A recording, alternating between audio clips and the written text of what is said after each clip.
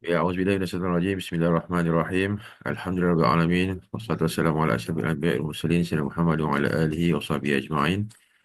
Rabbi shrah li sadri wa yassir li amri wahlul 'uqdatam min lisani yafqahu qawli. Assalamualaikum warahmatullahi wabarakatuh. Waalaikumsalam warahmatullahi Kali wabarakatuh. yang kita hormati ya, Ustaz Rijalul Imam, penceramah kita pada malam ini, insyaallah, trainer quantum leadership, King Sulaiman alaihissalam, pengasas kepada kingsulaiman.com, juga hotel Ustaz ya, Ya, untuk quantum leadership and business, hasil daripada penulisan thesis master Ustaz ya, hmm, untuk bagaimana kita mau belajar leadership dan juga business, dari kisah Nabi Sulaiman alaihissalam dari dalam Quran. InsyaAllah, sesi ini adalah sesi kedua untuk kita mengupas 9 rahsia keberlimpahan Nabi Sulaiman alaihissalam. Dan insyaAllah, tempoh hari kita sudah cover beberapa poin, tips yang agak panas dan rancak, perbincangannya. Dan insyaAllah hari ini, malam ini kita akan sambung insyaAllah dengan beberapa tips yang seterusnya. Berapa banyak yang boleh kita pun tak tahu lagi kan. Tengok kepada nanti bagaimana respon daripada audiensnya insyaAllah. Uh, Program ini kita bawakan oleh Unit Pengurusan Ekonomi IKRAM, UPE, um, dan di mana saya, Dr. Mustaqim Hisham, selaku koordinator insyaAllah untuk program kingsulaiman.com ni, Quantum Leadership Nabi Sulaiman di Malaysia insyaAllah. Yang insyaAllah pada bulan Februari ini kita akan bawakan Ustaz Rijal Imam datang selama 2 minggu ke Semenanjung, Malaysia. Tarikhnya 31 Januari hingga 16 Februari. Nanti kita akan sharekan nanti di dalam sesi ini. Dan insyaAllah, kita akan teruskan, tak tahu berapa masa lagi, dengan sambungan sesi yang sebelumnya. InsyaAllah hmm, sesi ini kita rekod, bagi rujukan kepada semua yang hadir, previewnya ini ya. Advantage mereka yang datang live, mereka boleh bertanya. Mereka boleh bertanya dengan Ustaz Rajalul Imam secara langsung insyaAllah. Jadi tanpa buang masa lagi, saya menjemput Ustaz Rizal Imam untuk meneruskan sesi insyaAllah. Baik, tafadhal masykuran. hmm. Bismillahirrahmanirrahim. Assalamualaikum warahmatullahi wabarakatuh. Terima kasih Dr. Mustaqim atas waktu yang diberikan dan juga Bapak Ibu semuanya di negeri jiran di Malaysia. Ya, semoga sehat semua. Alhamdulillahirrabbilalamin. Allahumma shalli wa sallim wa barik ala sayyidina Muhammadin wa ala alihi wa ashabihi wa azwajihi wa dzurriyyatihi ajma'in. Kita melanjutkan pada kajian kita tentang King Sulaiman ini, metode keberlimpahan Nabi Sulaiman. Ada 9 metode dan pertemuan lalu kita sudah bahas tentang metode yang pertama. Nah, sekarang kita akan membahas tentang metode yang kedua, ya. Dan seperti yang sebelumnya saya sampaikan bahwa memang eh, para apa namanya jagoan atau orang-orang yang apa master chef gitu, master membuat masakan itu dia biasanya memberitahukan resepnya atau apa saja bahan-bahannya yang ingredientnya gitu, apa bahan-bahan yang akan dimasak itu, tapi tidak disampaikan tentang urutannya kan gitu. Urutannya apa? Karena itu rahasianya. Nah, sekarang kita bongkar ya. Bahannya apa saja dan urutannya seperti apa gitu. Nah, kemarin kita sudah bahas tentang urutan yang pertama itu adalah mengejar cahaya. Jadi eh, keberlimpahan itu hadir ketika kita mengejar cahaya. Dan itulah yang jadi spirit yang disampaikan Nabi Sulaiman ya. Innahu awwab, bahwa beliau adalah seorang yang selalu kembali kepada Allah kan itu. Nah, kemudian juga apa namanya? Ni'mal abdu innahu awwab. Dia senikmat-nikmat hamba dan dia adalah orang yang suka bertaubat atau kembali kepada Allah. Nah, dan itu juga ditegaskan oleh Rasulullah SAW, itu bahwa kalau kita mengejar akhirat, itu maka dunia akan ikut. Nah, gitu kan. Jadi ini itu prinsip yang pertama. Nah, sekarang kita akan masuk ke prinsip yang kedua, ya. Prinsip yang kedua ini kita coba share.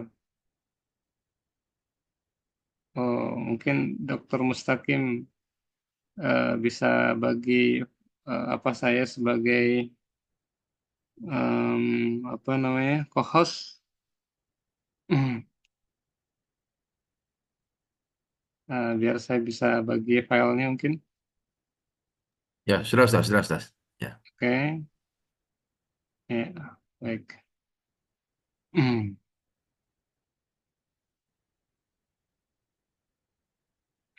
Ini terlihat ya sini ya. Oke, kalau saya zoom macam ini eh, kelihatan nggak ya? Ya, kelihatan, Ustaz. Ustaz mau buat itu Eh, full screen juga boleh, sekiranya mau. Ya. eh, Full screen segini kelihatan ya? Kelihatan, kelihatan. Oke, baik. Baik, di sini eh, prinsip yang kedua adalah tidak membenci harta, gitu kan? Nah, jadi kalau poin yang pertama itu adalah mengejar cahaya, yang kedua tidak membenci harta, gitu. Nah, kalau kita benci malah jadi jauh hartanya, kan itu. Nah, tapi kok kenapa kalimatnya tidak mencintai harta? Sebenarnya kalimatnya adalah mencintai harta. Ya, di dalam Al-Quran itu, mari kita perhatikan surah Shad ayat 31. A'udzu billahi minasyaitonir rajim. Bismillahirrahmanirrahim. Idh urida 'alaihi bil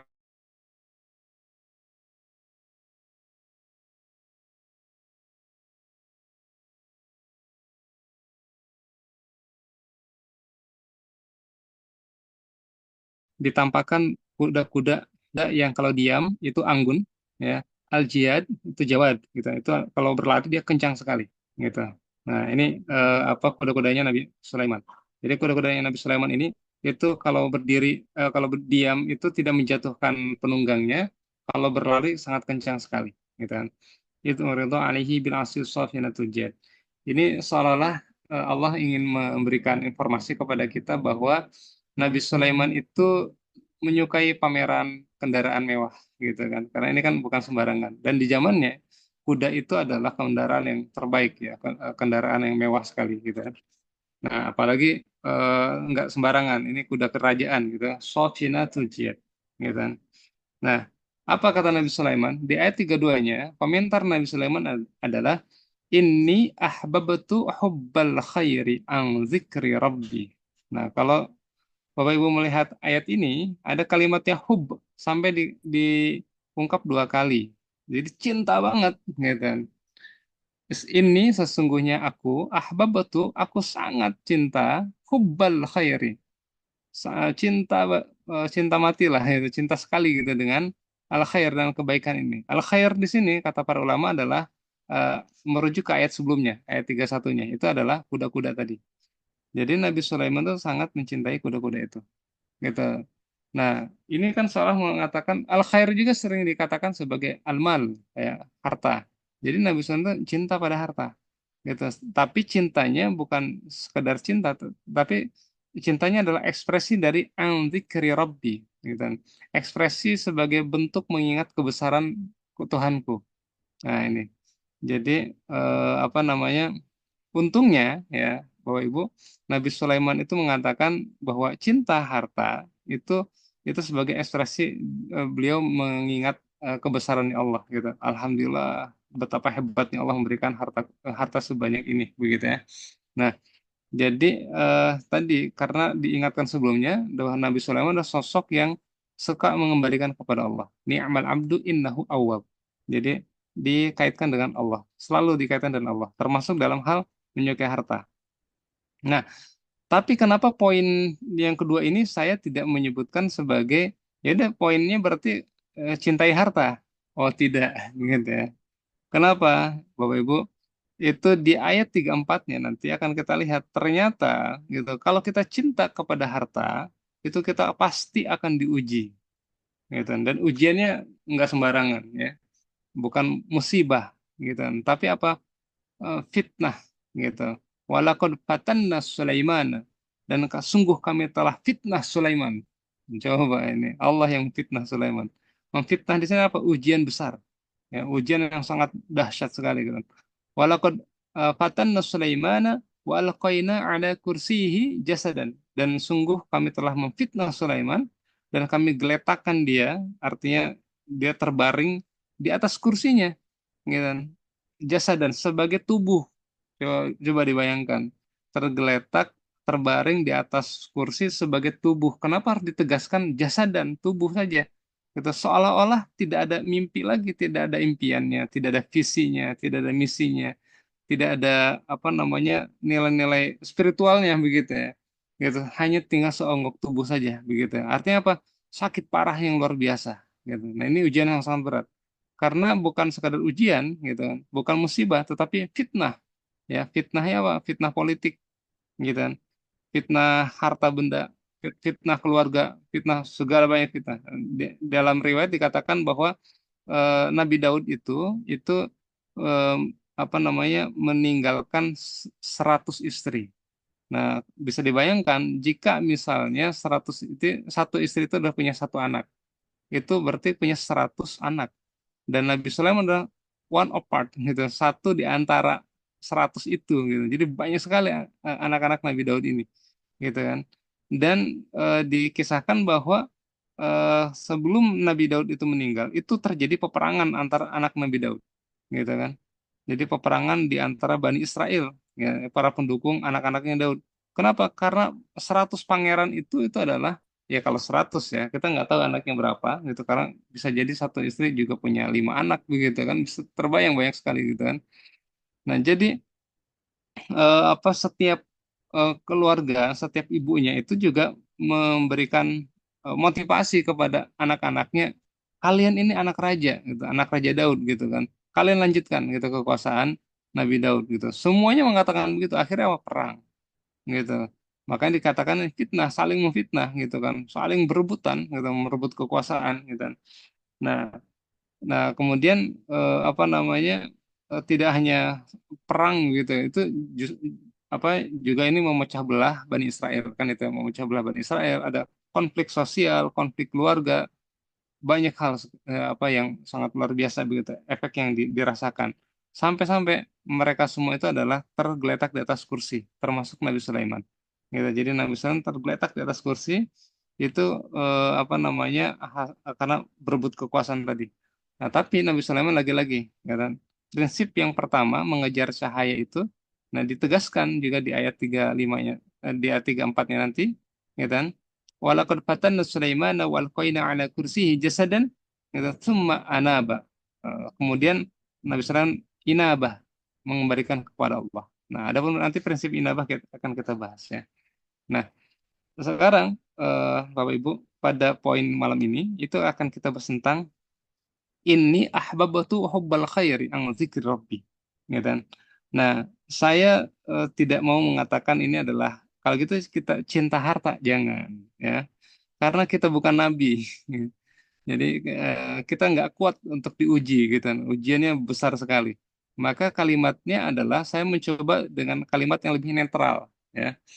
Bapak Ibu, ini karena memang di dalam Al-Quran ini ya di ayat sebelumnya ya di ayat ayat 29 itu kan kita diperintahkan untuk tadabur ya tadabur terhadap Al-Quran ini.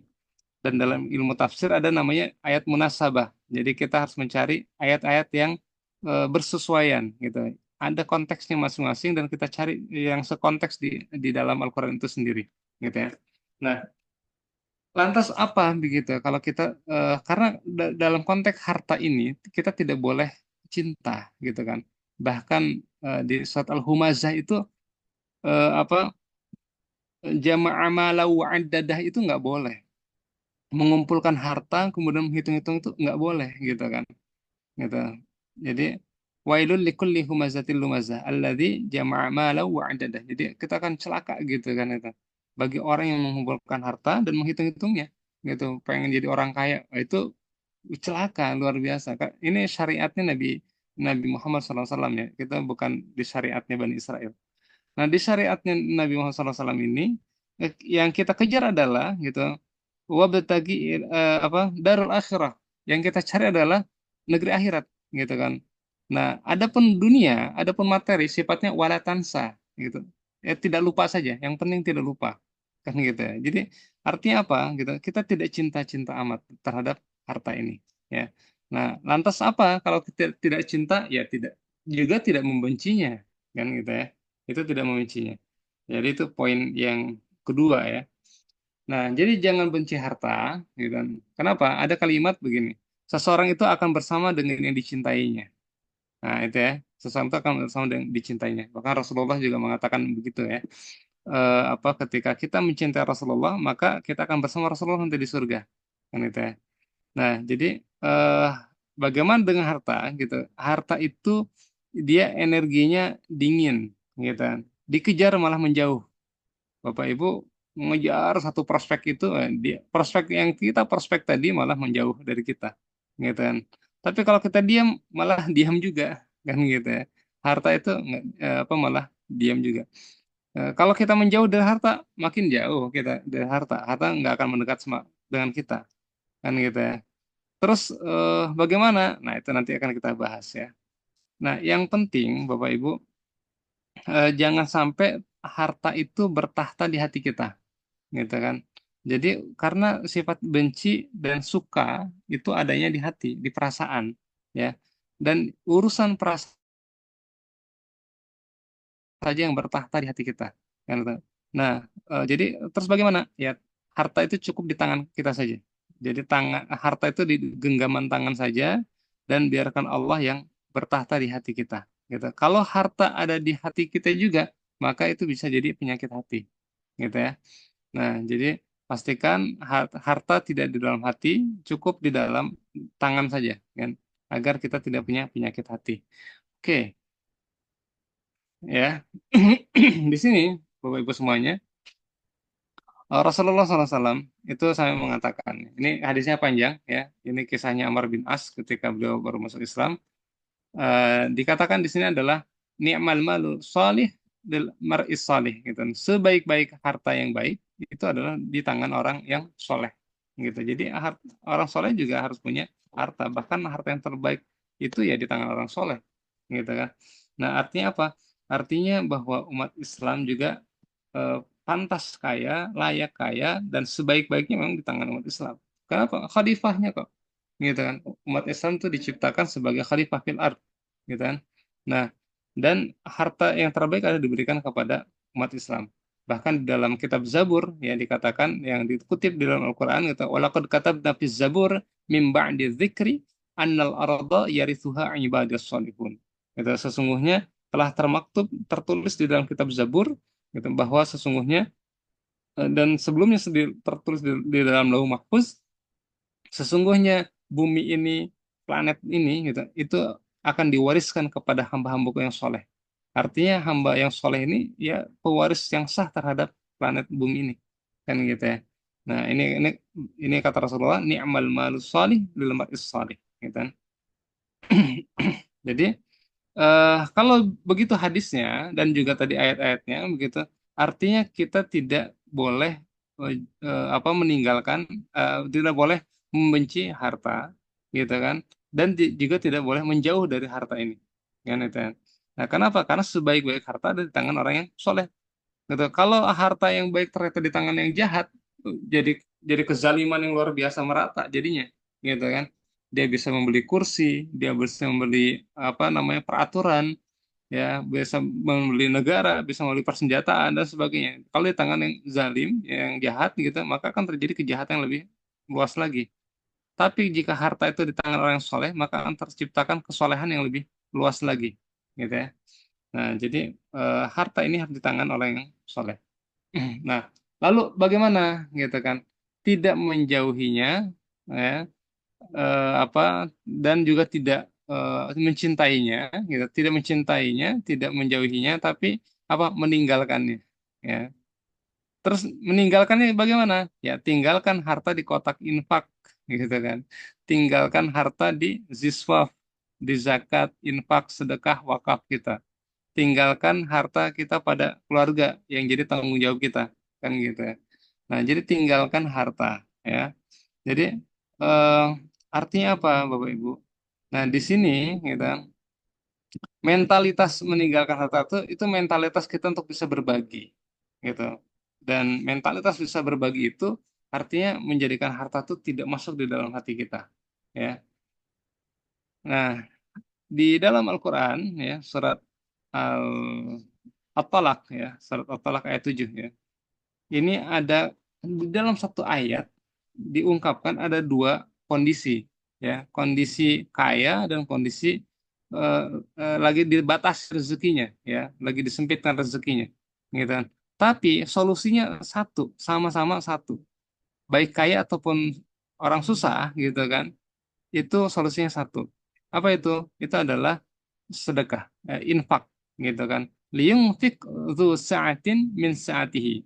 Hendaklah orang yang lagi lapang, gitu kan, dzu sa'atin, yang memiliki kelapangan itu rezeki, apa itu berinfak, gitu, min sa'atihi, dari yang dilapangkannya, gitu kan. Jadi harus memberikan nafkah itu bagi orang yang kaya, yang lagi lapang rezekinya. Waman qudira alaihi, dan bagi orang yang disempitkan, dibatasi, gitu kan, rizquhu, gitu kan, rezekinya, falyunfik, juga harus infak, gitu kan, nafkah juga, mengeluarkan nafkah, gitu, mimma atahullah, dari apa yang Allah berikan, gitu kan. Apapun yang Allah berikan, keluarkan, gitu. Jadi teman-teman semuanya, kenapa kok sama, gitu? Bagi orang kaya wajar dong, gitu. Kalau dia kaya, ada uangnya, dia bisa sedekah. Tapi orang yang terbatas rezekinya, orang miskin, gitu kan, kenapa dia harus sedekah juga, gitu kan? Bapak Ibu, ternyata hasil riset saya di sini, gitu ya, di ayat 7 ini Allah ingin menekankan kepada kita itu adalah apa? Mentalitas kaya raya, gitu. Jadi ketika kita kesulitan uang, kita masih bisa berbagi, itu hebatnya luar biasa. Kalau Bapak Ibu lagi banyak uang, terus bisa berbagi, biasa dong. Kenapa? Banyak uangnya, gitu kan. Nah, tapi ketika Bapak Ibu mensedekahkannya juga, lagi kaya, mensedekahkan juga, gitu, infak begitu, itu apa artinya? Itu juga apa namanya, mentalitas kaya, kan gitu. Tapi wajar orang kaya. Tapi orang yang tidak punya harta, gitu kan, itu juga harus infak juga, gitu kan. Itu menunjukkan bahwa kaya ini apa, Allah itu tidak melihat nominal uangnya berapa yang disedekahkan, tetapi apa? Gitu, tapi pada masyakohnya, gitu, kesusahannya dia, gitu. Ya orang kaya, ya kesusahannya apa, gitu kan, ya sebanyak itu, gitu kan, apa mau diinfakkan semuanya. Misal begini, orang miskin, katakanlah dia punya uang, kalau di apa di Malaysia berapa ya, 60.000, 60.000 tuh katakan 3.000 rupiah, ya, itu berarti 20 ringgit, ya, gitu kan. Nah, punya uang 20 ringgit, tinggal 20 ringgit itu saja. Sedangkan dia punya tanggungan keluarga, punya tanggungan istri, anak-anak, begitu ya. Pekerjaan tidak ada, gitu. Habis dipecat atau di apa, ya tidak tidak lagi dipekerjakan, begitu. Uangnya tinggal 60, tinggal 20 ringgit lagi, begitu kan. Nah, itu bagi dia, gitu kan. Tapi karena dia punya mental kaya, gitu kan. Dia punya keyakinan tuh, 20 ringgit ini akan saya sedekahkan, gitu. Nah, atau ada misalnya ada e-course, begitu kan, ada e-course, ada seminar misalnya atau apapun itu, dia bayar dengan itu, gitu kan. Nah, itu menunjukkan walaupun dia dia uangnya terbatas, gitu, kudiro, gitu, dibatasi hartanya, gitu, dia masih bisa nafkah, gitu kan. Nafkah ini artinya bayar, gitu. Itu orang luar biasa. 100% hartanya di, dikeluarkan. Tapi ketika kaya raya, ya, Bapak Ibu misalnya punya apa 20 juta ringgit, kan, gitu ya. Apa masih mau, gitu kan, 100% diinfakkan, gitu kan, belum tentu, gitu. Karena ini, karena yang Allah nilai ini itu bukanlah apa namanya, bukanlah pada berapa besar uang itu, tetapi berapa persen, berapa masyakohnya itu, nah, kesusahannya itu, gitu. Mungkin ketika kita punya uang sedikit, apa, mengeluarkan 20 ringgit, ya kecil, kan, gitu, gitu. Tapi kalau kita keluarkan, gitu kan, ketika uang itu tinggal 20 ringgit lagi kita keluarkan, gitu kan, itu nilainya kan sama dengan 100%. Nah, begitu nanti kita udah kaya raya, gitu kan, apakah kita masih sanggup mengeluarkan uang 100%? Belum tentu. Malah masuk ke dalam hati harta itu. Jangan-jangan nanti saya malah miskin kalau saya keluarkan. Kan, gitu ya. Nah, itu dia. Jadi memang harta jangan sampai kemudian masuk ke dalam hati kita lagi. Cukup di tangan aja. Kalau lepas lepas aja, gitu. Seperti apa Abdurrahman bin Auf, gitu kan. Ada 700 kontainer, gitu kan, 700 unta, gitu datang ke Madinah, gitu kan. Begitu mendengarkan apa dari Bunda Aisyah bahwa beliau akan dihisab dan kemudian merangkak di apa di Siratal Mustaqim begitu. Akhirnya beliau eh, apa belanjakan semuanya gitu. Nafkah apa sedekahkan semuanya gitu. Mensedekahkan semuanya ke apa ke orang-orang di Madinah begitu kan. 700 kontainer, 700 unta gitu. Mungkin bahasa sekarang kontainer ya. Nah, 700 unta dengan segala isinya itu dibagi-bagikan kan gitu. Itu 100% hartanya. Dan anehnya balik lagi semua. Nah, ini tuh mental kaya tuh gitu. Jadi karena terbiasa beliau sedekah 100% gitu kan dari seluruh hartanya gitu kan, maka akan kembali lagi gitu kan. Nah, Bapak Ibu yang dirahmati Allah ya, infak ini kalau kita perhatikan ya, itu ada beda antara zakat, infak dan sodakoh dan wakaf. Jelas beda ya, gitu kan. Wakaf mungkin Bapak Ibu sudah tahu begitu ya, mewakafkan memberhentikan harta ini dan di apa diberikan untuk umat Islam, silakan gunakan untuk umum, misalnya itu wakaf kan. Wakaf gitu itu berhenti. Ada juga namanya apa zakat. Zakat itu biasanya ada hitungannya 2,5% gitu kan, atau 5% atau bahkan mungkin 10% gitu. Kalau ada pertanian yang itu dari apa namanya dari air hujan gitu kan. Nah, tapi kalau kemudian apa sedekah gitu dengan infak apa bedanya? Ternyata Bapak Ibu, sedekah dan infak ini beda. Sedekah ini lebih cenderung umum atau bahkan ke sosial, gitu kan. Jadi kita berbagi umum saja, gitu kan, dan sifatnya juga sosial. Gitu tuh tidak akan dimintai, tidak tidak minta sesuatu apapun. Tapi kalau infak itu artinya belanja, gitu kan, belanja. Infak itu dia mengeluarkan, dia membelanjakan sesuatu, gitu kan. Jadi infak untuk keluarga gitu, bukan sedekah untuk keluarga, tetapi infak itu nafkah. Nafkah itu artinya belanja. Kita butuh dapur, butuh makanan gitu kan untuk anak istri, itu kita infak, kita nafkah tuh gitu. Itu artinya kita belanja kan itu. Sama halnya ketika ada training nilainya katakanlah 600 ringgit misalnya begitu ya. Nah, Bapak Ibu itu infak begitu ya. Itu sama dengan belanja. Dan mentalitas bayar itu sama dengan mentalitas kaya raya. Sedangkan mentalitas udah saya ingin diskon saja untuk 100%, ingin free misalnya gitu, yang percuma saja gitu. Itu menunjukkan bahwa kita belum kaya tuh. Kenapa? Karena kita inginnya yang percuma saja kan gitu ya. Nah, tapi kalau orang kaya dia akan sanggup bayar, berapapun bayar gitu. Ini berapa bukunya bayar. Ini berapa e-course-nya bayar gitu. Ini berapa trainingnya bayar. Nah, orang seperti itu orang kaya. Dan Allah mengajarkan kita untuk sanggup untuk bisa berbayar gitu. Jadi ini mentalitas kaya ini itu dalam kondisi apapun. Ketika sedang ada harta ataupun tidak ada harta, mentalitas kita harus kaya. Ya, paham ya mentalitasnya. Mentalitas ini semacam ini. Eh, di Indonesia ya, itu ada namanya desa miliarder. Jadi satu desa itu tanah-tanahnya dijual ke Pertamina gitu untuk ada minyak begitu ya, pengeboran minyak. Akhirnya warga desa yang punya tanah-tanah tadi tiba-tiba kaya raya, punya mobil, mobilnya Fortuner, mobil mahal-mahal semua, Pajero dan sebagainya gitu kan. Satu kampung punya mobil mewah-mewah semua. Tapi Bapak Ibu, mentalitas kayanya tidak terbangun. Yang terjadi 1 tahun kemudian gitu kan, mereka semuanya mobil-mobilnya sudah pada dijual gitu. Kenapa? Karena tidak tidak punya mentalitas kaya gitu. Dan kembali miskin seperti biasa lagi gitu kan.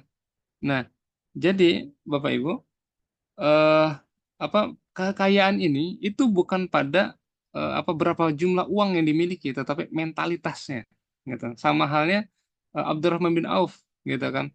Dia orang kaya di Mekah itu, begitu ke Madinah dia nggak bawa apapun, nggak bawa harta apapun, tapi mentalnya kaya. Begitu ditawarin rumah saya dua, istri saya dua, kita bagi dua gitu. Dia tidak mau gitu. Itu rumah-rumah kamu, istri-istri kamu, tapi tunjukkan kepada saya di mana pasar. Nah, itu mental kaya tuh. Nah, jadi dia ke pasar, kemudian di sana dia apa satu hari pertama jadi pegawai, hari kedua beliau menjadi resign, gitu. Bayangkan ya, kerja cukup satu hari. Mungkin kita bisa berbulan-bulan atau bertahun-tahun. Gitu. Beliau hanya satu hari aja, besoknya resign. Lah, kamu makan apa? Enggak, saya jadi marketing saja. Karena beliau sudah tahu di mana apa tempat-tempat barang-barang dan dia tahu siapa yang akan membelinya kan itu. Nah, hari kedua jadi marketing gitu kan. Nah, hari ketiga itu udah jadi pengusaha. Kenapa? Orderannya banyak gitu. Saya beli unta, oke, siap. Tunggu di sini kami antarkan. Oh, saking banyak orderan, dia akhirnya merekrut orang. Nah, jadilah pengusaha. Satu bulan kemudian, beliau menjadi orang yang bersedekah apa untuk perang apa untuk ini ya. eh, satu bulan kemudian beliau menikah, 2 tahun kemudian beliau menjadi donatur di perang Badar, gitu ya. Nah, itu Abdurrahman bin Auf. Itu mentalitas kaya. Ya, jadi orang punya mental kaya ketika ada harta, hartanya akan berlimpah, gitu. Ketika tidak ada harta, gitu kan, harta akan kembali lagi ke dia. Kenapa? Mentalnya ada. Tapi kalau mentalnya miskin, gitu, ya, ketika ada harta itu langsung habis. Ketika tidak ada harta, ya nggak akan balik lagi hartanya. Kenapa? Mentalnya miskin, gitu ya. Nah, jadi di sini, Bapak Ibu, Allah ingin mengajarkan kepada kita di saat at ini, gitu kan, itu kita harus bisa berbagi, gitu kan. Nah, itu sa'atin min sa'atihi, gitu ya. Nah, dan juga waman qudra alaihi rizquhu falyunfik gitu ya. Orang yang dibatasi juga tetap harus bersedekah. Gitu, berinfak begitu, membayar juga begitu. Nah, bahkan di dalam surat apa Ali Imran ya, wasari'u ila magfiratin min rabbikum wa jannatin arduha arduha samawati wal ardu uiddat lil muttaqin alladzina yunfikuna fis sarra'i wad dharra. Gitu. Jadi orang yang bisa mendapatkan surga itu dan ampunan dari Allah tuh mereka adalah orang bertakwa dan di antara orang ciri orang bertakwa adalah yang berinfak gitu fisarra wa dharra gitu. Jadi ketika dalam lapang dan juga ketika dalam kesulitan gitu tetap mengusahakan untuk berbayar gitu ya. Nah, itu mentalitas kaya. Oke. Lalu kemudian, kalaupun kita tinggalkan harta dan kita bisa berbagi ke yang lain, setidaknya juga ada yang disisakan untuk keluarga kita, kan gitu ya. Nah, batas minimalnya berapa, gitu kan? Ini di dalam surat Al-Baqarah, ya. Walladzina yatawaffawna minkum wa yadharuna azwajan wasiyatan li azwajihim mata'an ilal hauli ghairi ikhraj. Gitu. Dan orang-orang atau suami-suami yang akan diwafatkan di antara kalian, gitu, wa yadharuna azwajan dan meninggalkan istri-istri, gitu, hendaklah dia meninggalkan wasiat. Atau wasiat itu apa gitu? Ya bisa ada wasiat kata-kata wasiat untuk pembagian harta dan sebagainya gitu kan. Li azwajihim kepada istri-istri mereka itu di antaranya apa? Wasiatnya berupa mataan gitu kan. Mataan itu adalah uang cash ya.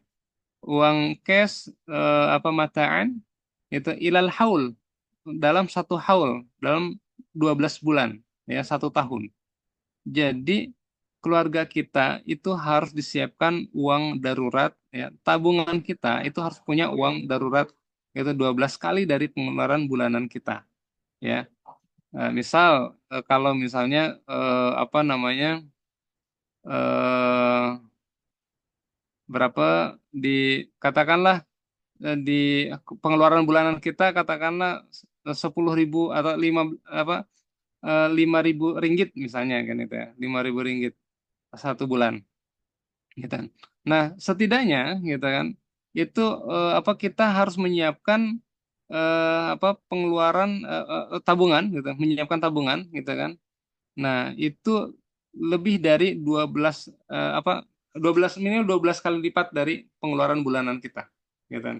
Nah, kalau pengeluarannya adalah 5.000 ringgit, maka dikali 12 kan gitu ya. Itu berarti sekitar 60.000 ya, 60.000 ringgit gitu kan. Nah, itu minimal di dalam Al-Quran, gitu. Dalam apa namanya para perencana keuangan, ya financial planner, mereka menyarankan kita untuk punya tabungan itu adalah 6 kali pengeluaran bulanan kita, gitu kan. Nah, itu minimalnya, begitu kan.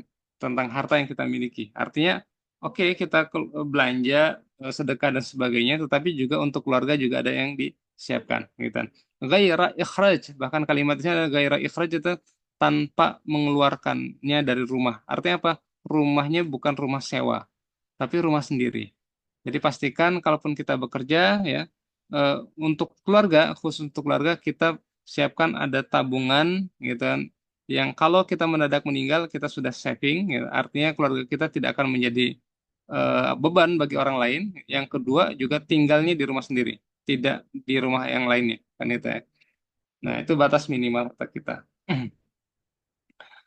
Nah, di sini ya, apa namanya, kita punya uang cash, 12 kali pengeluaran bulanan, punya rumah sendiri, tidak numpang, tidak sewa, dan punya penghasilan, bahkan ini di dalam Nabi Yusuf ya, punya penghasilan yang bisa menopang 2 periode. Gitu kan. Kalau ada aktif income, ada passive income. Ya, kalau di Nabi Yusuf itu 7 tahun masa aktif income, 7 tahun masa passive income.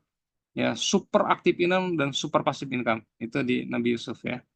Nah, sehingga beliau apa namanya di 7 tahun itu tidak berbuat apapun gitu kan, itu masih bisa sejahtera. Bahkan negara lain saking surplusnya itu mendapatkan bantuan dari negara Mesir yang dipimpin oleh Nabi Yusuf ya.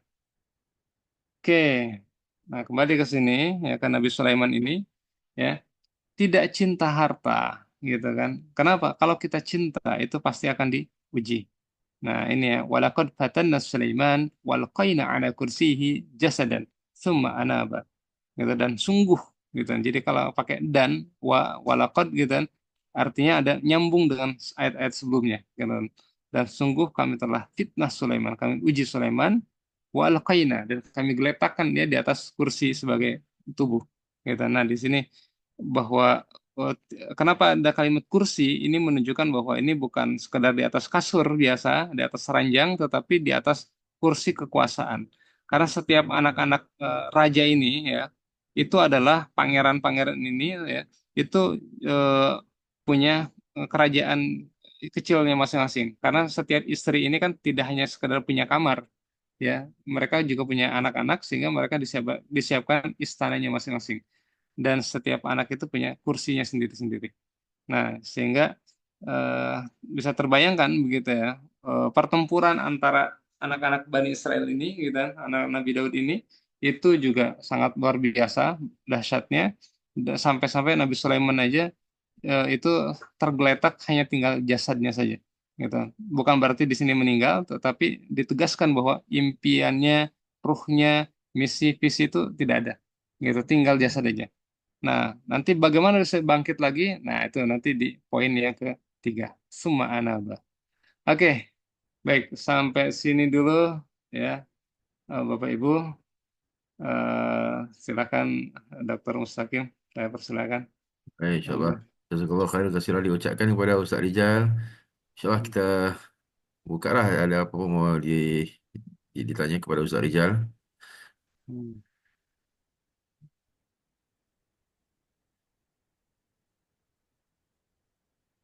Mungkin anda boleh bertanya dulu Ustaz ya. Apa Ya. nama tadi Ustaz ada mention tentang aktif dan pasif income Ustaz ya. Hmm. Ada di dalam surah Nabi Yusuf itu tentang 7 tahun aktif dan 7 tahunnya tidak melakukan apa-apa bisa mendapat pulangan ya, mendapat income kan. Jadi adakah ini adalah satu benda yang rigid ataupun dari segi nombornya itu harus 77 ataupun bagaimana Ustaz? Ataupun dari segi prinsipalnya ataupun dari segi kena ambil word by word ataupun macam mana Ustaz? Oh, iya. Oke, menarik nih ya. Jadi memang angka 7 itu juga bukan sebuah apa namanya referensi ya untuk harus 7 tahun kita bekerja kemudian kita keluar sini tuh ya. Tetapi ini adalah sebuah semacam siklus ya, siklus. Saya menjalankan misalnya sebuah produk ya. Ternyata produk itu bertahannya 7 tahun gitu. Jadi sebelum 7 tahun saya sudah menyiapkan produk baru gitu yang akan di launching gitu. Jadi apa sehingga kita bisa tahu eh, tahun pertama mungkin tidak langsung meledak begitu kan. Tapi di tahun kedua, ketiga, keempat, kelima gitu itu ledakannya luar biasa. Anak apa begitu masuk ke tahun keenam kita sudah menyiapkan produk baru gitu kan. Nah, sehingga apa namanya kita bisa eksis gitu kan itu. Nah itu eh, terkait 7 tahun ini ya gitu kan. Jadi maknanya 7 tahun itu bukannya tidak buat apa-apa, tapi kita mengambil masa untuk mempersiapkan diri untuk 7 tahun yang berikutnya. Betul saya? Iya Ya. betul. Dan menariknya begini, rata-rata pengusaha itu apa semakin tua mereka itu justru bukan semakin pasif income, ya mereka malah ingin terus apa terus aja mengembangkan usahanya gitu ya. Jadi memang yang aktifnya adalah timnya kan gitu ya, tetapi dia bersemangat untuk melakukan ekspansi-ekspansi terus gitu kan. Gitu. Jadi kuncinya super aktif income dan super pasif income. Nah gitu. Nah, berapa tahunkah itu? Allah alam gitu ya. Jadi Hmm. seharusnya kita semakin tuanya semakin aktif. Ya. Ya, Jadi betul. itu suatu balik saya. Kini kita lebih kepada ya, semakin tua semakin mau menjauhkan diri saya dari aktiviti-aktivitas yang kita mau berehat katanya saya. Mungkin Betul. Nah, menariknya kalau kita mengikuti apa perkembangan usia Rasulullah SAW ya, memang beliau di usia 37 tahun tuh sudah tidak berbisnis gitu. Nah, jadi usia 12 tahun sampai usia 37 tahun beliau berbisnis aktif income gitu kan. Tapi setelah itu pasif income gitu. Nah, tapi dimulai usia 40 tahun beliau tidak berbisnis tapi apa? Beliau fokus melakukan kaderisasi dakwah gitu. Dan pasif income-nya masih jalan kan gitu ya. Gitu. Makanya kurmanya masih ada, kemudian dari apa domba-domba beliau, unta-unta beliau masih ada kan gitu ya. Gitu. jadi boleh kita katakan bahwa mengikut sirah Rasulullah itu sendiri, uh, sebelum kerasulan, Rasulullah SAW dia mempersiapkan aktifnya untuk mendapatkan kekayaan supaya Ya, apabila mulanya diangkat sebagai Rasul umur 40 itu, baginda sudah ya, mempunyai uang untuk apa panggil passive income untuk menampung kerja-kerja dakwah saya. betul, betul, Jadi betul. untuk kerja dakwah itu wajib kaya saya, Wajib kaya. wajib kaya saya. Iya. So anak-anak ada yang melihat juga apabila Rasulullah SAW dan sahabat-sahabat hijrah ya, saya, di Madinah Hmm, selepas ditandatangani piagam perjanjian Madinah itu, hmm. langsung sahabat-sahabat berbisnis saya, Iya, betul, dan langsung seterusnya berbisnis. menguasai ekonomi dan seterusnya mampu mampu fund perang Badar saya, Betul, dan betul, 2 tahun selepas hijrah. Jadi hmm, betul, di situ mungkin kita boleh kupas lagi saya, mungkin uh, betul, dari segi bagaimana aturan sirah itu mau mahukan orang Islam itu harus menguasai ekonomi saya, wajib betul. ya, bukan bukan harus, Wajib. sudah jadi satu kewajiban Hmm, saya untuk jadi kaya saya. hmm. Iya, betul. Nah, itulah kenapa dalam Islam itu memang tidak ada berhentinya begitu ya. Harta datang terus begitu. Ya, bisa untuk membiayai jihad, bisa untuk membiayai dakwah begitu ya. Nah, itu yang dialami oleh Rasulullah SAW. Bahkan ketika perang Mu'tah misalnya, itu yang membutuhkan dana besar karena menghadapi Romawi yang nilainya itu sekitar 200.000 orang begitu ya. Itu apa namanya beliau ini bisa sahabat-sahabat begitu ya. Itu sampai bahkan bersedekah besar-besaran. Abu Bakar tuh 100%. Apa yang kau tinggalkan, Abu Bakar? Aku meninggalkan untuk keluargaku Allah dan Rasulullahnya. Kan gitu kan. Sayyidina Umar itu 50%-nya. Masih ada separohnya lagi ya Rasulullah gitu kan. Gitu. Nah, itu jadi memang kenapa harus kaya biar sedekahnya besar gitu ya. Nah, itu juga membuktikan bahwa mereka itu punya banyak uang, banyak harta untuk diberikan saya. Ya, Orang yang nggak punya apa-apa, betul. nggak bisa memberi apa-apa saya. Betul.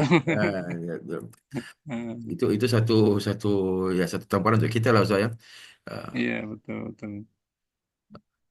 Ada satu lagi soalan Ustaz, berkenaan dengan tadi Ustaz mengatakan bahwa kita perlu mempersiapkan untuk keluarga kita apabila kita meninggalkan keluarga kita nanti, mungkin mati ataupun sebagainya, rumah saya, rumah sendiri saya. Hmm, ya, Bagaimana dengan betul. konsep sekarang ini yang ramainya orang mereka tidak apa menyewa Ustaz. Ya katanya kita punya harta untuk membayar sewa sampai bila-bila katanya.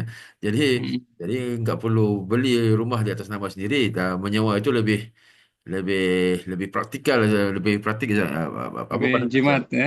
Ya, Oke. Kalau kita mengikuti Al-Quran, memang sebaiknya tempat tinggal itu kita beli sendiri, gitu.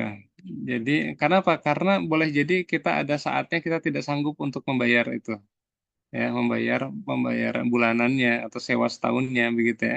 Tapi kalau sudah punya sendiri, insya Allah kita tidak mungkin tidak bukan tidak mungkin ya, eh, jarang lah orang diusir dari rumahnya sendiri, kan gitu. Karena rumah sendiri kan gitu ya, gitu. Kecuali kalau di tanah sengketa mungkin masih mungkin ya diusir gitu. Tapi ini rumah sendiri, tanah sendiri itu jauh lebih aman gitu.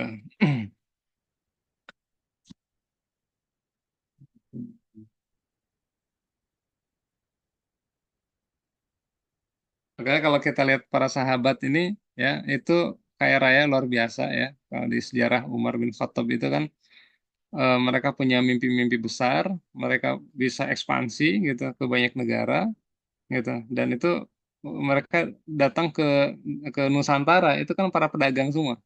Dan karena kan 9 dari 10 pintu rezeki itu ya perdagangan kan gitu ya. Gitu.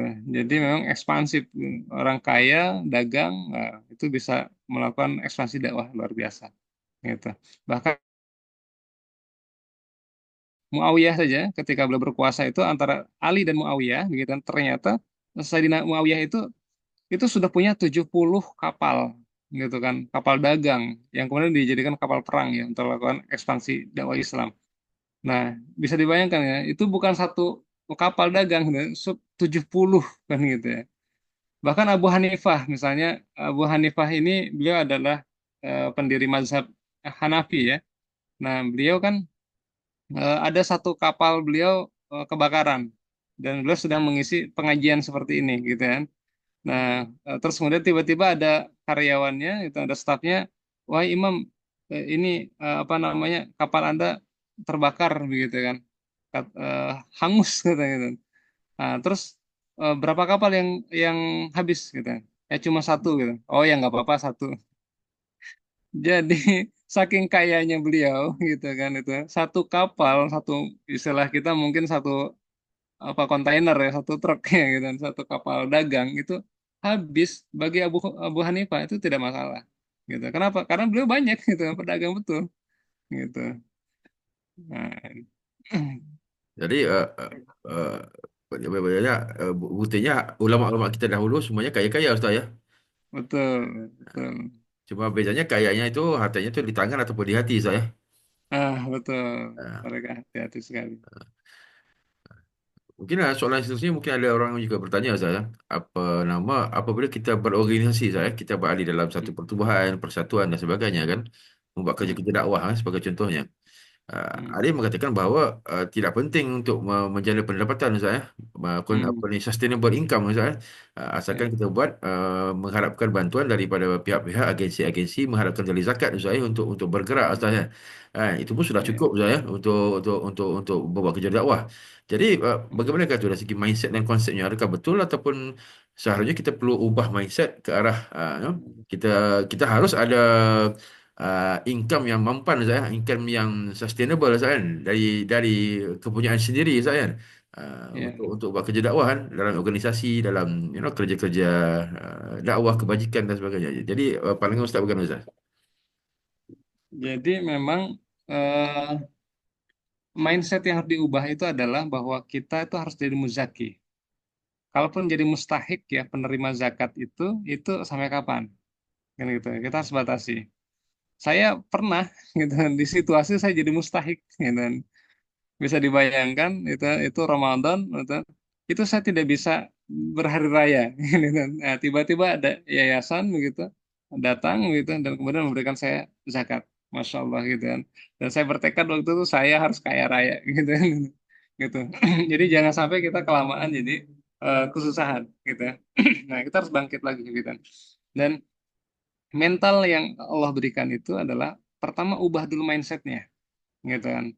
Mindsetnya adalah apa? Di antaranya adalah yang tadi poin kita nih bayar gitu kan. Apapun apa jadi apa ini percuma? Enggak, saya mau bayar gitu. Nah, itu kalau bisa ada orang kaya datang gitu, kita yang bayarin juga kan gitu. Nah, jadi bukan kita bertemu orang kaya untuk minta uangnya, bukan. Tetapi memang kita yang bayar kan gitu. Nah, itu baru tuh mental kaya gitu. Nah, itu bahkan lebih kaya daripada orang kaya itu sendiri, kan gitu ya. Nah, dan itu ciri Islam. Islam itu kan di antara orang yang cirinya masuk surga, kata Rasulullah, afsus salam, gitu, memberikan salam, waat imut ta'am, dan mentraktir, ya, atau bahasa apa Malaysia ya, mentraktir itu, memberikan makanan, gitu kan, at imut ta'am, wa qiyam wa nasuniyam, dan qiyamul lail atau tahajud ketika orang banyak tidur, kan gitu ya. Nah, jadi salah satu orang yang ciri apa ahlus surga adalah at'imu ta'am gitu. Dia bayarin makanan orang lain gitu. Ya, nah, itu apa namanya? Agar apa? Mentalnya terbangun bahwa kita bisa apa mental. Di situasi misalnya sedang ada krisis ekonomi, nah, pastikan kita mentalnya bukan jadi pengemis gitu kan, peminta-minta, tetapi kita harus bisa untuk bisa terdepan untuk memberikan apa bantuan kan gitu ya, sesanggup yang kita sanggup. Jadi itu juga tidak dipaksakan ya. Karena Al-Quran sendiri menegaskan itu la yukallifullahu nafsan illa wus'aha. Gitu. Cuman mental kita tetap memberi. Walaupun seberapa pun gitu kan itu. Kita sanggup ngasih satu suap, satu piring, kasihlah. Kan gitu. Itu sudah mental kaya. Gitu. Nah, itu ya. Alhamdulillah Ustaz. Jadi di kalangan audiens ni ada yang mau bertanya mungkin silakan.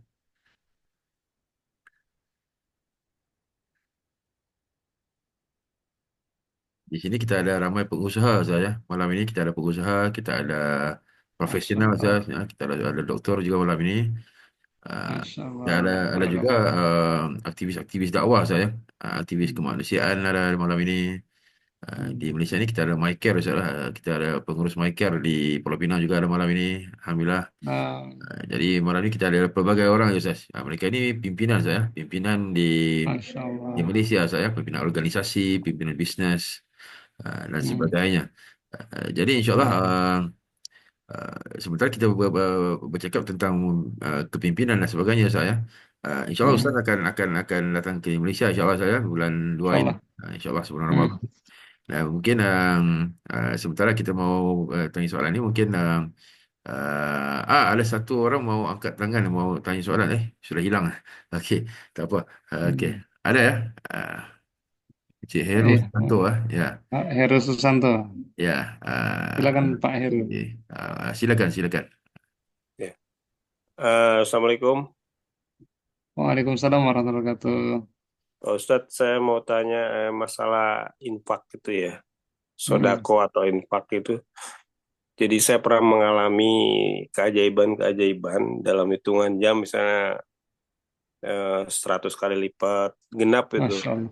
Terus 3 kali lipat.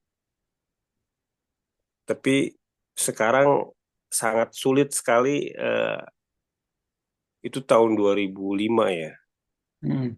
Pernah ngalamin lagi keajaiban itu. Emang kadang saya suka tahu ciri-cirinya gitu. Jadi hati saya ikhlas ridho, malah rasanya pengen pengen nangis gitu kalau pas Hmm. memberikan itu. Tapi Hmm. kok sekarang sangat sulit, itu kenapa ya Ustadz? Oke. Sulit mendapatkannya atau sulit bersedekahnya? Bukan ini sulit, Dapat keajaibannya itu. keajaibannya. Ya Ah, sedekahnya alhamdulillah ada lah. oke, oke, oke, baik, baik. Ini luar biasa nih. Baik, Pak Heru. Jadi memang ketika kita ini ya, apa namanya, kok mentok begitu ya? Kita perlu melihat gini di konteksnya Nabi Sulaiman ya. Jadi Nabi Sulaiman ini eh, itu adalah kisah tentang kuantum. Jadi kuantum itu sesuatu alam yang sangat kecil, energi terhalus begitu ya. Nah, dan kalau bahasa Al-Qur'an ada an-naml. An-naml itu semut. Nah, tapi dalam kisah semut ada manusia peradaban, manusia besar kan gitu ya. Dan nanti akan kita bahas nanti di Malaysia ya, di bulan Februari nanti. Nah, jadi singkat aja. Ketika eh, Pak Heru itu kesusahan mendapatkan sesuatu secara di alam nyatanya gitu, maka bekerja keraslah di alam kuantum. Nah, itu. Nah, jadi apa? Alam kuantum itu apa? Alam kuantum itu alam yang tidak terlihat, gitu kan? Nah, yang tidak terlihat, yang eh, seperti ini, apa? Energi nggak kelihatan, sinyal nggak kelihatan, tapi ada kan, gitu. Ya, Masa Pak Heru sekarang tinggal di mana, Pak? saya di Bekasi. Oke, oh ya, saya dulu tinggal di Galaksi, Pak. Oh ya, Nah, tetanggaan jadi berarti. Pak Heru di Bekasi, kalau pakai alam fisik, misalnya teriak gitu, yang sekeras apapun itu nggak akan kedengaran oleh saya di Wonogiri, kan gitu ya. Nah, saya lagi di Jawa Tengah gitu, jadi itu nggak akan kedengaran gitu kan. Itu kalau di alam fisik. Tapi Bapak nggak ngomong sama sekali, gitu kan, hanya ikut hadir di acara Zoom, gitu kan, itu sudah terkoneksi, bahkan nyambung saja ngobrolnya, kan gitu ya, gitu. Nah, Hmm. padahal tidak ada kabel yang menghubungkan, gitu. Kok bisa seperti itu? Nah, itulah kuantum, gitu. Jadi kuantum itu dia satu dan terhubung semua, kan gitu ya. Nah, terus apa di antaranya gitu kan? Dan itu bisa menarik energi begitu, ya, energi alam nyata gitu. Nah, itu adalah apa? Pikiran. Yang kedua, perasaan. Yang ketiga, eh, niat gitu kan. Jadi pikiran itu dia menarik apa sesuatu gitu kan. Rabbis sama'i wal ardi innahu lahaq misla ma annakum tantikun gitu. Demi Rabb gitu, langit dan bumi gitu, demi Tuhan langit dan bumi. Ini Allah sendiri yang bersumpah di dalam surat Az-Zariyat gitu. Innahu lahaq itu pasti benar terjadi misla persis gitu kan. Ma annakum tantikun seperti yang kau ucapkan. Jadi kalau kita bahkan tantikun di sini kan ilmu mantik itu ilmu logika seperti yang kita pikirkan, ya kan itu. Pikirkan ucapan itu, maka hati-hati dalam pikiran kita. Ketika kita bisa berpikir, kok susah ya? Pasti susah. Oh, Nah, itu. Terus gimana gitu kan? Ah, gampang kok gitu kan. Terus apa? Pancarkan saja pikiran-pikiran yang positif. Misalnya gini, Bapak lewat galaksi, ah ini rumah saya nih.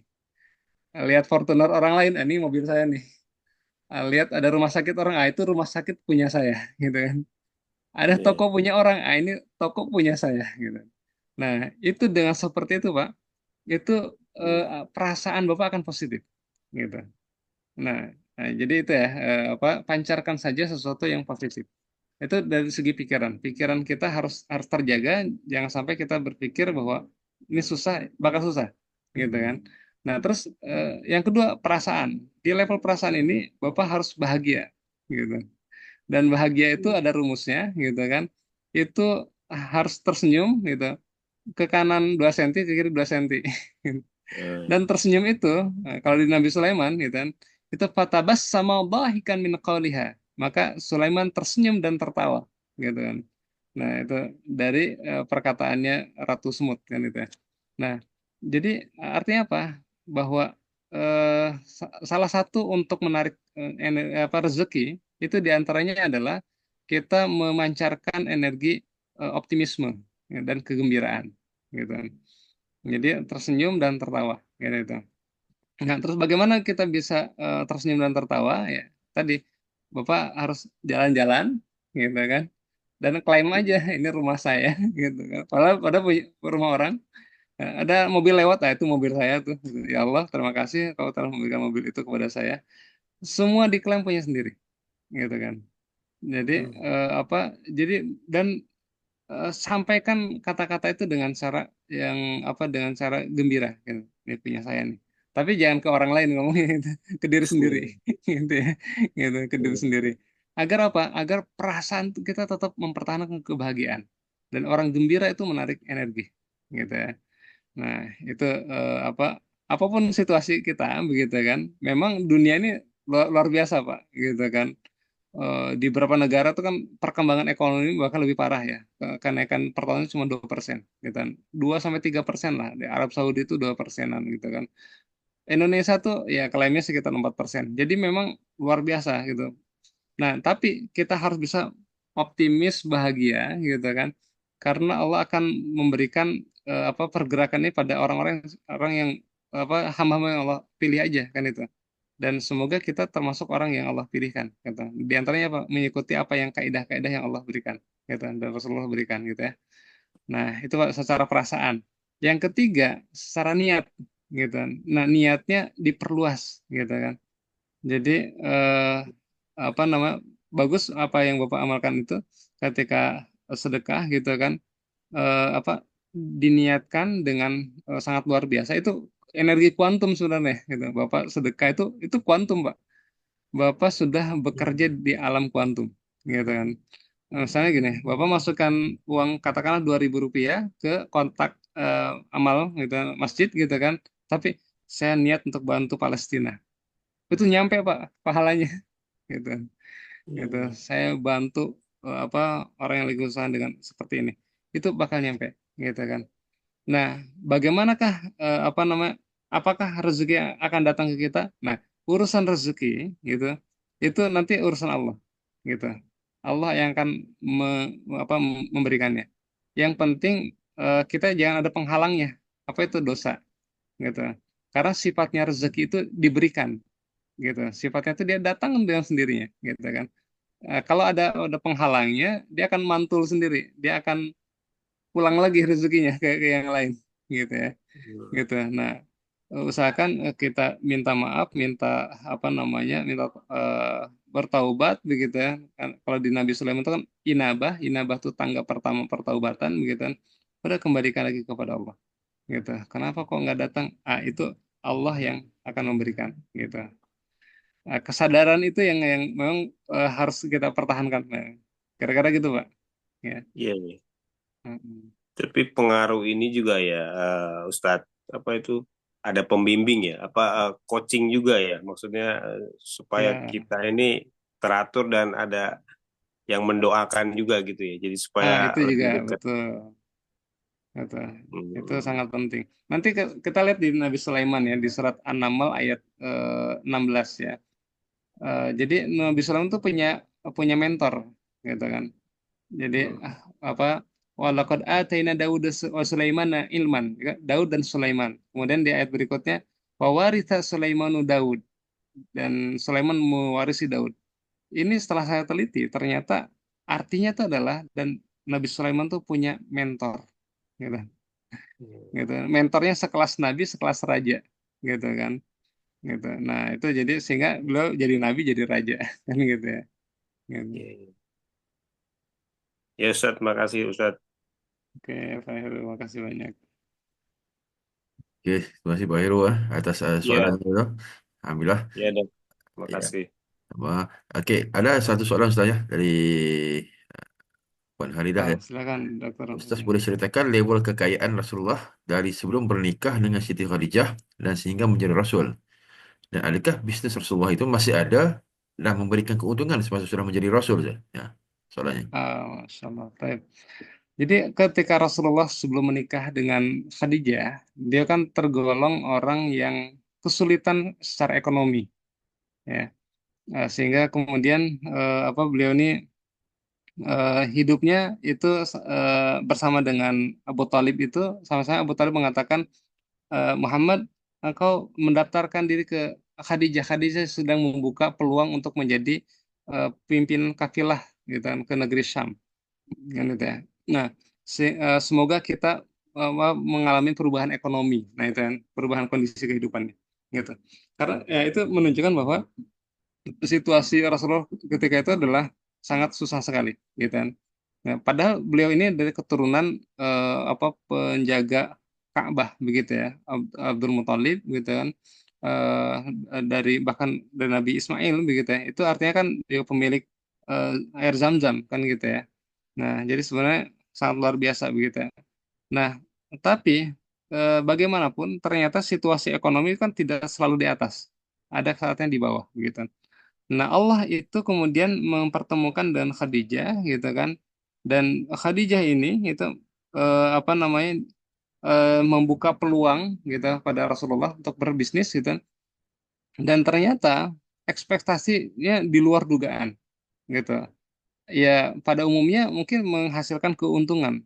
Tetapi gitu kan, kalau Khadijah itu dikatakan sebagai bertangan emas, apapun yang disentuh jadi emas, maka Rasulullah tuh apapun yang disentuh jadi berkah gitu.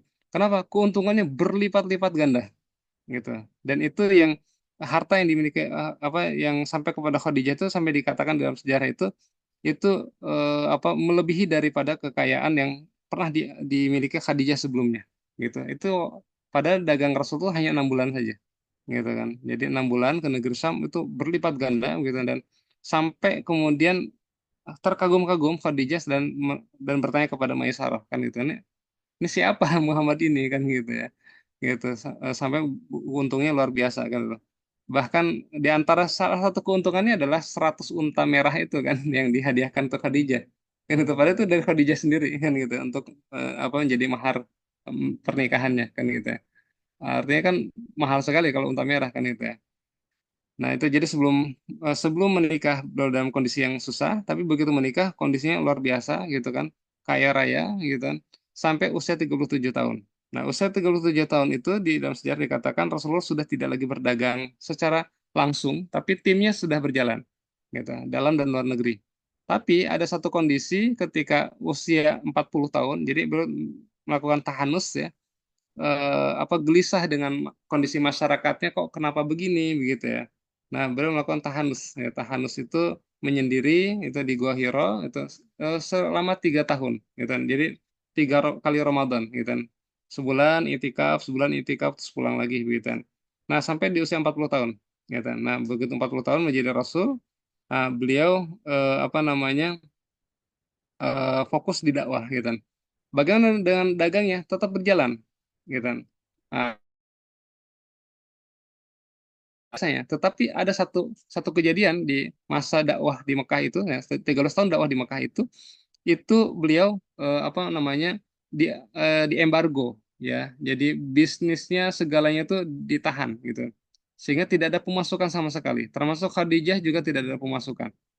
Hartanya habis terkuras habis sehabis-habisnya sampai nol gitu karena habis oleh dakwah gitu kan. Jadi apa perdagangannya yang biasa ke luar negeri sudah tidak ada lagi, gitu kan.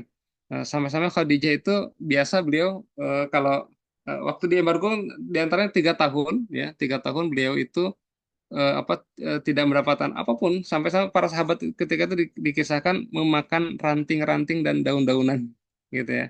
Gitu, bisa dibayangkan susahnya begitu gitu kan. Nah Rasulullah eh, datang ke Khadijah gitu kan dan Khadijah itu apa instingnya kuat begitu ini Rasul mau datang gitu dia tinggalkan Fatimah masih bayi kemudian eh, Khadijah menunggu di dekat pintu apa pintu rumah gitu kan begitu Rasul datang gitu Rasulullah malah menangis gitu memeluk Khadijah gitu kan apa ya Khadijah jangan kau mempersulit dirimu untuk menyambutku lagi gitu kan gitu.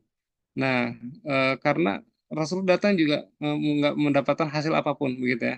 Nah, kata Khadijah gitu kan, ya Rasulullah gitu kan, jika aku meninggal nanti gitu kan, maka juallah kain kafanku dan tulang belulangku gitu kan, untuk membiayai dakwahmu ini gitu kan, sampai sebegitunya perjuangan itu. Jadi memang ada saatnya kaya, ada saatnya habis itu habis-habisnya gitu kan. Nah, dan ketika ke Madinah gitu kan, Rasulullah hijrah begitu kan. Nah, kan jadi Abu Thalib Khadijah meninggal di Amul Huzni. Kemudian eh, hijrah ke Madinah. Nah, di Madinah nih Rasulullah punya tanah ya. Diberikan tanah, ada tanah yang belum miliki dan itu terus bertumbuh ya. Di antaranya apa? Ada kurma yang disebutkan kurma ajwa. Nah, jadi Rasulullah juga apa ada pemasukan gitu ya. Ada pemasukan dari pertanian kan gitu ya. Nah, tapi tidak lagi dari perdagangan yang sebelumnya yang begitu ekspansif ke luar negeri gitu kan apa berdagang ke luar negeri. Ya, tapi ini dari pertanian dari kurma itu. Ya, jadi itu ya. Jadi kalau para ahli sejarah mengatakan Rasulullah memiliki 3 kondisi gitu kan. Kondisi apa gitu? Eh apa namanya? eh ala junubihim qu'udan wa apa qiyaman wa qu'udan wa ala junubihim. Ketika sukses di atas, ketika sedang biasa-biasa saja lagi duduk atau ketika lagi terpuruk sedang jatuh kan gitu ya. Nah, jadi Rasul mengalami 3 situasi itu. Dan ini ingin menunjukkan kepada umatnya bahwa Rasulullah wahai umatku, aku pun mengalami apa yang kalian alami. Pernah kayak pernah, sedang biasa-biasa juga gitu, sedang jatuh juga pernah gitu kan. Jangan kalian putus asa, aku menemanimu, begitu kan gitu. Jadi ini yang ingin ditampilkan oleh Allah untuk apa dari Rasulullah SAW ini gitu, bahwa kita sebagai umatnya juga apa harus senantiasa optimis begitu. Kondisi itu tuh bukan tentang apakah lagi naik itu mulia ataukah tidak, bukan gitu. Tetapi eh, kita masih konsisten nggak, masih istiqomah tidak kita dengan Allah dan Rasulullah ini. Nah, gitu ya. Ya, Alhamdulillah. Jazakallah khairan Ustaz atas jawapan yang Hmm, palu Ustaz. So, banyak lagi sekiranya kita mau kupas Ustaz tentang ya. sirah Rasulullah Ya. SAW, pengajarannya, apa yang sila-sila yang ada di dalam Al-Quran.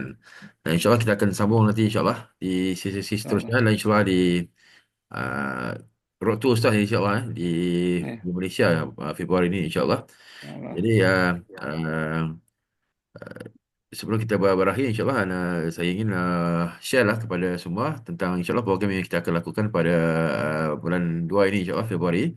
Hmm. Ana share sedikit infonya. Okey, insyaAllah pada Februari ini bermula dari 31 Januari hingga 17 Februari ya. Kita akan menjemput Ustaz Rizal Imam ke Malaysia, Semenanjung Malaysia saya. Sabah Ya. dan Sarawak masih belum lagi ya. Uh, InsyaAllah akan datang. Uh, kita akan bermula dari Kuala Lumpur, Klang Valley. Seterusnya kita akan ke utara, saya menunjuk ke Perak, ke Pulau Pinang, Kedah Perlis, Kelantan, Terengganu, Pahang. Seterusnya Johor, Negeri Sembilan dan Melaka, Putrajaya dan insyaAllah kita akan langsung habislah saya. InsyaAllah detailsnya tarikh bila di mana. Berapa hari bulan di Kedah, berapa hari bulan di Kelantan, berapa hari bulan di Johor dan sebagainya itu kita akan share di dalam grup WhatsApp kita. Dan di Zoom insya-Allah saya insya-Allah saya sharekan apa nama kita punya uh, Allah apa nama panggil link untuk pendaftaran sesiapa yang mahu untuk kita panggil menunjukkan minat insyaAllah untuk join program di setiap lokaliti ini boleh isi beberang di Google Form. Saya sebarkan insyaAllah kepada rakan-rakan sekerja, sahabat family, rakan-rakan bisnes, network-network masing-masing. Ini adalah open kepada semua saya. Semua yang di dalam perniagaan, bisnes, di dalam organisasi, pimpinan organisasi, manager, mereka-mereka yang berada di dalam pengurusan, kita kita galakkan masuk, ya, kita galakkan join. InsyaAllah yurannya sekitar RM97 ya, sekiranya sebelum 15 Januari. InsyaAllah kita akan keluarkan detailnya di dalam grup WhatsApp. Uh, dan walk-in juga diterima. Namun harganya bukannya harga early bird lah. InsyaAllah. Ini adalah program-program road tour insyaAllah untuk kita bawakan Ustaz Rizal Imam bulan Syaban ini sebelum Ramadan. Dan kita ada juga satu lagi program sepanjang tempoh road tour ini di Pulau Pinang. Kita akan melakukan Quantum Leadership Two-Day Workshop di Penang pada 5 hingga 6 Februari ya. Di situ silap sikit lah saya tulis itu Januari ya, Februari. Hari Rabu dan hari Khamis. Yang di mana kita akan go through secara detail, kita bengkelkan quantum leadership. Apa itu quantum leadership? Bagaimanakah kita mau aplikasikan leadership Nabi Sulaiman alaihissalam yang seperti yang termaktub dalam Al-Quran, dan kita akan bengkelkan. Dan perinciannya adalah hari pertama kita akan cover tentang quantum leadership in organization dan business, ya, di mana kita akan perkenalkan konsep quantum leadership dan kepentingan dalam konteks perniagaan dan organisasi, 9 prinsip dan aplikasi kelimpahan yang kita sudah cover dalam webinar ini. Kita akan go through dengan lebih detail lagi insyaAllah perbahasan strategi kepimpinan dari surah An-Naml dan real case study. Ustaz Rizal akan sharekan real case study dan penilaian latihan daripada hari pertama. Hari kedua kita akan cover tentang strategic method quantum, quantum strategic method for leaders in organization and business. Ya, kita akan terus kepada strategic method Nabi Sulaiman alaihissalam, 8 prinsip kepemimpinan kuantum. Seterusnya strategi pemasaran dan influencing King Sulaiman alaihissalam. Bagaimana ada kita panggil masculine dan feminine leadership, bagaimanakah strategi influencing oleh penghud-hud dan sebagainya. Kita akan cover insyaAllah pada hari itu, dan kita akan adakan bengkel praktikal untuk mengaplikasikan prinsip ini dalam organisasi anda. Jadi ini adalah lebih in-depth dan lebih one to one, lebih rapat lagi dengan Ustaz Rizal Imam, yang Ustaz Rizal Imam akan conduct pada ini bersama dengan saya insyaAllah, untuk kita sama-sama buat, dan harganya ada tertera di situ. Nanti saya akan share dalam WhatsApp group juga untuk buat pendaftaran awal untuk kita buat di Pulau Pinang. Jadi kalau tahun ini adalah cuti sekolah, nak bawa anak-anak berjalan dan sebagainya, anak-anak boleh berjalan, kemudian mak ayahnya join workshop ni insyaAllah, sambil melancong di Pulau Pinang insyaAllah sepanjang cuti sekolah ini. Jadi insyaAllah nanti saya akan share dalam grup WhatsApp. Sesiapa yang masih belum join, boleh join. Saya sharekan semula link ke WhatsApp group. Sila join insyaAllah. Dan insyaAllah sehinggalah tarikh Ustaz Rizal akan ke sini, insyaAllah kita akan teruskan dengan sesi-sesi begini online, untuk kita cover angle-angle yang berbeza tentang Ya. leadership, quantum leadership King Sulaiman ini. Mungkin lepas ni kita akan mungkin sentuh tentang hutang mungkin Ustaz ya. Bagaimana mau menyelesaikan hutang, di mana kita boleh lihat ramai, bukan saja di Malaysia, rasanya di Indonesia di mana-mana saja debt base punya ekonomi ni sudah melarat Ustaz ya. Di mana ramai orang membesar dengan hutang dan sebagainya. Mungkin kita boleh pergi ke arah situ, mungkin kita boleh pergi kepada topik-topik lain insyaAllah yang kita boleh kupaskan secara umum insyaAllah, sebagai kita punya teaser saya sebelum road tour kita nanti bulan 2 insyaAllah. Jadi tarikh tu kita akan sharekan, dan stay tune insyaAllah, kita akan kongsikan detailsnya untuk di setiap lokaliti insyaAllah. Jadi untuk malam ini itu saya rasa setakat ini. Jazakumullah khairan katsira diucapkan kepada Ustaz Rizal Imam atas masa yang diberikan, kupasan-kupasan ilmu yang sangat bermanfaat, sangat dalam saya, dengan sandaran-sandaran kukuh dari Al-Quran, dari hadis, yang di mana itulah yang kita mahukan. Kita mulakan tahun 2025 ini sebagai satu permulaan yang betul, permulaan yang berada di aliran yang sumber yang sahih, itu Quran dan Sunnah saya, untuk Ya, menjadi betul. pedoman kerja hudan linnas. Quran itu sebagai huda, kepada petunjuk kepada kita untuk kita menjalani kehidupan kita dalam bisnes, kepimpinan organisasi, kepimpinan kita dalam keluarga, bisnes, tempat kerja dan sebagainya insyaAllah. Jadi setakat itu saja untuk malam ni insyaAllah. Terima kasih kepada semua atas perhatian daripada awal sehingga ke habis. InsyaAllah kita akan jumpa ke siri yang seterusnya. Join WhatsApp group, dan sini kita akan share dengan lebih lanjut lagi tentang program kita nanti insyaAllah. Jadi Allah. insyaAllah kita tangguhkan majlis dengan tasbih kafarah dan suratul Asr. Subhanakallahumma wa bihamdika. Subhanallah wa bihamdihi. Asyhadu an la ilaha illa anta, astaghfiruka wa atubu ilaik. Alhamdulillah. InsyaAllah. Assalamualaikum warahmatullahi wabarakatuh. Waalaikumsalam warahmatullahi wabarakatuh.